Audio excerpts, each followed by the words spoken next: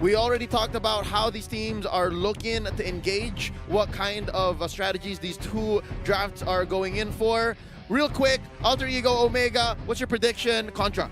Well, looking at this sort of draft, I'm liking what I'm seeing from the side of Alter Ego Esports at the moment. But hey, Omega Esports, we saw what they did towards RK Hoshi in game number 1. I'm expecting Omega to just push them to the brink of perhaps almost to this. All right, we'll leave it to you guys. Contra, Gideon Q, Butters, all yours. Omega Esports versus Alter Ego, game number 1. Let's get this show on the road. Finally, first game up today. Let's bring it as Alter Ego going to be going up against Omega Esports. And again, we should be expecting nothing too soon, especially since Omega, they do have the early game composition, but level 2s are way, way more useful in comparison to level 1s. You would expect people to just go for the invade with the Roger, Sylvana, and the Matilda, but Alter Ego Esports, they're not going to push their luck. They're not going to put themselves in a 50-50. Yeah, speaking of 50-50s here, you know, like heading in towards the late game, that's where team fights are especially crucial. And we've talked about Omega, they are a very team fight-oriented team. And there goes a little bit of the movements coming across, and Kenji has already spotted out the danger. And perhaps there will be a little bit of contest coming in the way soon. But let's talk about this matchup here down below. This the Yuzong as well as Lapu Lapu, because they're going to be contributing pretty huge in towards mid-game. Yeah. And Kenji there might have pulled the trigger on his flicker a bit too early. He didn't know that Liam Murphy didn't get the stun. So he just went for it, and the spear is there just to harass. And look at the damage for Heath here. That hurts a lot. Yeah, I mean, Matilda, again, she's really great in the early game just to harass their opponents. She does struggle to finish them off, and that's why you see some teams actually taking the flame shot here and there, or even the Farsa to just make sure, like, hey, you gotta go. Yeah, and speaking of which, now we're going to be moving our eyes on towards Odile, where, you know, early game pressure is the name of the game coming in from Matilda's, but she's being pushed towards the turret, being forced to retreat, and now we're going to be having the turtle on towards the other corners of the river, where most of the members of Omega are fixating themselves towards the top side, trying to get a catch on towards the tower. Yeah, honestly, I would think they would want to be a little bit more aggressive here, especially down towards bottom side, but it looks like, you know, Harith is going to be a little bit of an issue since he is going to the EXP lane. He wants to rush that level 4 as quickly as possible. Yeah, but the only difference right now for Leo Murphy is Heath is a calm player. He doesn't get tilted as much, so all those TPs are probably not gonna get into his head. Some of the tanks right here that Leo Murphy taunts, they actually react, but for Heath, I don't think that's going to be the case anytime soon. Yeah, and speaking of which, you know, late game is going to be very interesting, where you got picks like the Ling, and on the other side you got the Harith, the Rogers. Which one do you think, like, you know, will be much stronger heading towards late phase? Because I'm pretty concerned if Yelly Hayes gets to the late game. Yeah, you know, I definitely agree with your sentiment here, but yeah, speaking of Yelly Hayes, he's forced to push back in towards lane. And coming back to the question here, I think at the end of the day, I would say it's almost around even here, but I will say that Alter Ego does have the better late game composition because there's a lot more relevant ultimates and also just relevant heroes in those situations. Now, Cortese is going to get a little bit of damage here, but Pai, he wants to zone him out to ensure that the rest of the team can actually contest for that purple buff. Luckily, Cortese still having his retribution, but that just means that that the turtle is going to have zero pressure coming in from Omega. Well, you know what, Gideon? I think Alter Ego has a better late game lineup just because of the Harith. Yeah. In terms of scaling, the Harith can just pop off anytime soon, just getting those certain items on his side. I mean, I get it. Kenji has late game potential as well, but there's a fight happening right here. Yep, and they're going in pretty hard, but they're backing away as soon as possible. Purple buff again contested, but that's going to be a big ultimate coming in from Cartesi. They can't really do too much to contest, and Heath, he could try to make the play, but again, all 4 members are here for the side of Alter Ego, and the 5th one just joining from lane. Hajizi is going to get chunked so low, but look at the top side, Kenji, a free push. Well, I really felt like Alter Ego here is putting way too much of that microaggression, and they are reaping a lot of rewards out of it. Like, as you can see, although the goal lead is going to be relatively small at the moment, they've already got the turtle, they've already taken all these buffs. We're checking out some of these items anything interesting to note coming in from early phase? Not so much. Pai is almost close to his Bloodlust Axe. And as you can see, Heath here catching out Leo Murphy, and Yam trying to go for the help, and Heath might have bitten more than he can chew there. Okay, in terms of items, they're just getting their core items first, but AE here, they really just want to start the fight. Calamity Reaper on that Harith. Haji only has the Raptor Machete.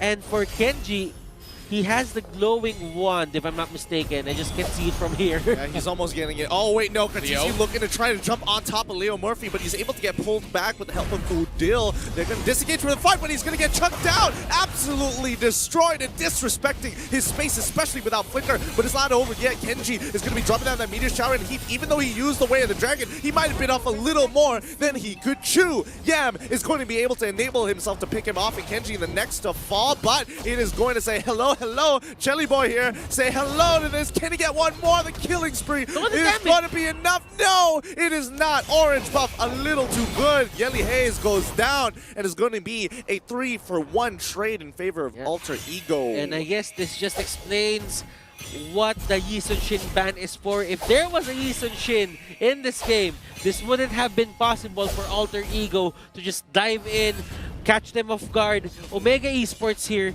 they need to find a way to get Hayes to drop those traps. I absolutely agree with that, and you just look how well coordinated of an attack Alter Ego Esports responded with. Although they were in really awkward positions with Boy coming in and out of that sort of fight, but he has been able to get those kills in, and he's 2 kills up alongside with Yam. This is where things start to get a lot more dangerous for Omega, and they have to pull those moves because we talked about the early game. This is where they are supposed to shine. I don't know if y'all are realizing, but Yam's actually kind of getting a little big here. He's got 4K worth of gold, a Calamity Reaper, and a Holy Crystal 6 minutes into the game, but the fight is already going to continue. Cosmic Black's not going to land, but Yam, he's just going to say, hello, you started the fight at the worst time possible, and Kartisi looking to turn this around with the help of the Meteor Shower. He comes on through. Dragon Tail will actually connect him, but his passive is going to keep it alive, but he knows better. He can't go too far. Alter Ego is so snappy with their reactions. It's like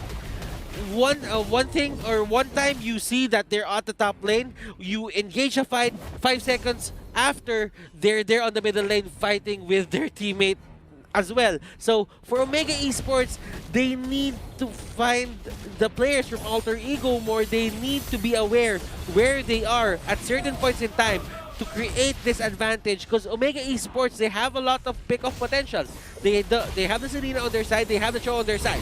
Talking about pick-off potential, the Way of the Dragon is already be coming through right after, but Yam, he needs to decide on which side of the map he needs to fight on as they got split into 2. They find the first initial catch, but then there is the return coming in from Kartisi with the help of Yelly Hayes. Very interesting move from both sides. So you can see Yam was really moving in between, splitting the team apart, but they have managed to get that catch right over on towards those small little bushes, and finally, at least, Omega Esports can shut down Leo Murphy in the process, but it still takes a little bit more for them to get to where they need to be, as we can definitely see a little bit of a deficit in terms of goal at the moment. But hey, one good team fight could possibly change everything for Omega.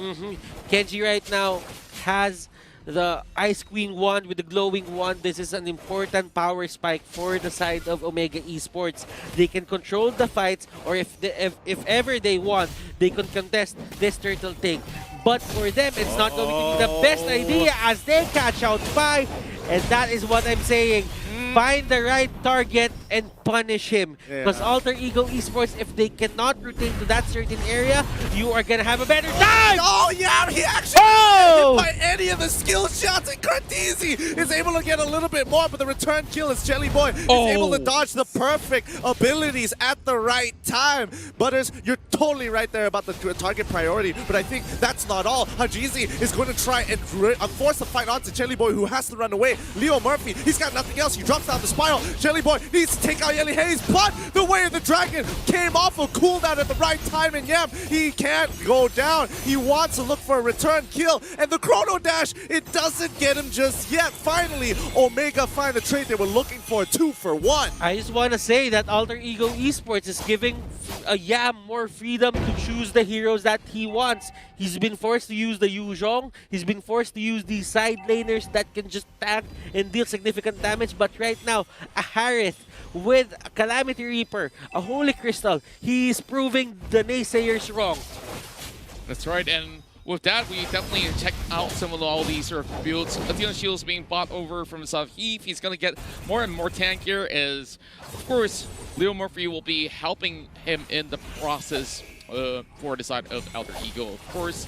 But just looking at how they control the entirety of all these mid-game fights, it's been looking relatively well for Omega Esports, but they really have to give high priority on all these big objectives. And the next one's coming right in with the Lord heading up towards the top side. I totally agree. And I think, you know, Omega at this point in time at the 26k mark, where a lot of their mid-game heroes have gotten the utility items, especially like the Ice Queen Wand, it helps them look for that return kill. Way of the Dragon onto the Sylvana for now, but Leo Murphy can easily jump out with the Imperial Justice. But now they are running backwards, and Kenji, he's just cutting them down with a Meteor Shower. I can't see whether he's going to kill Pi or not. Yes, he is so low on health. He's so trapped. He is done for, but down by the bottom side. Pi is going to trade for Heat, and it's not looking too good until Cartesi comes in. He's coming in with the Black Dragon form as he wants to jump out towards Jelly Boy. He gets him, but it's not enough. No CC to lock him down, and he doesn't want to jump forward any further.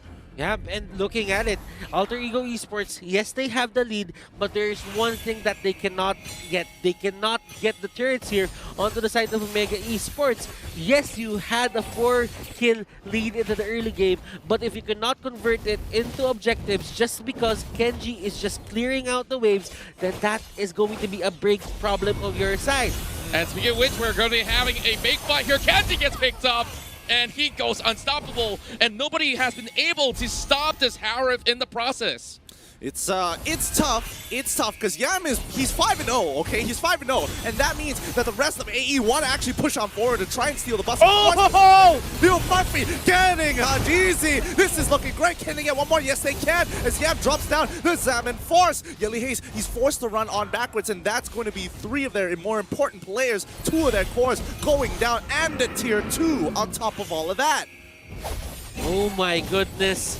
Alter Ego Esports, I was just saying that Kenji is going to be very important for their defense. And right now, as you can see, the Meteor Shower is there.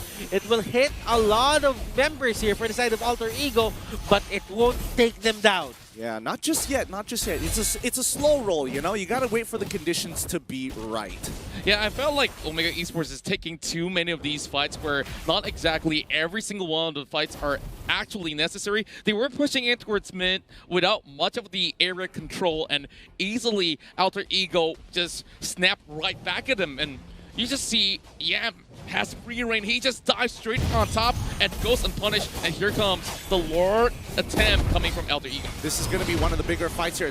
He flickers forward to try and stop them as much damage as possible as he blocks half of the Meteor Shower from Kenji. Oh my goodness, Alter Ego were willing to throw their bodies in front of the damage to secure this Lord. But this is okay for Omega Esports. They still can go for the steal. They have Haji, they have Kenji. The question is, will they go for it? The answer is no. Alter Ego Esports, just take that Luminous Lord. Yeah, I'm pretty sure they're way too out of reach, understanding the fact that, hey, it's 3 members versus 5, and this time it's already 30 minutes into the game, which is relatively concerning with the Luminous Lord coming at them eventually. So if they were to lose even more members, I'm not even sure, like, with Yellow Haze as well as Cortese comes back up, can they manage a good defense? I think, sorry about this, but yeah, I do think with Kenji it is possible, but they just have to sacrifice their own life totals to protect the wave, because right now, Omega, they want to cut the waves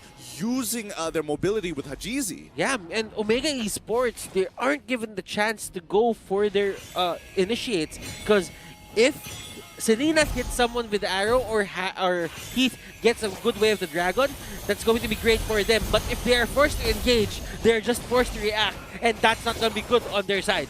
Alter Ego wants to force the situation here. Lord has already been brought down low, but Hajizi forcing to use his ultimate to get out of the way now for the full engagement here. Hajizi tries to pull something off, but Heath is able to get the way of the dragon onto Pi, but that's not going to be enough. That's not the target that you want, as they were able to turn this around, barely using most of their ultimates at that point in time. Meteor Shower as well onto Jelly Boy. This could be a huge pick. They can turn this around. Omega looking for the opportunity, but unfortunately, all they get is a good defense. Jelly Boy survives and ends the game. GG, well played. Just look at Alter Ego, how they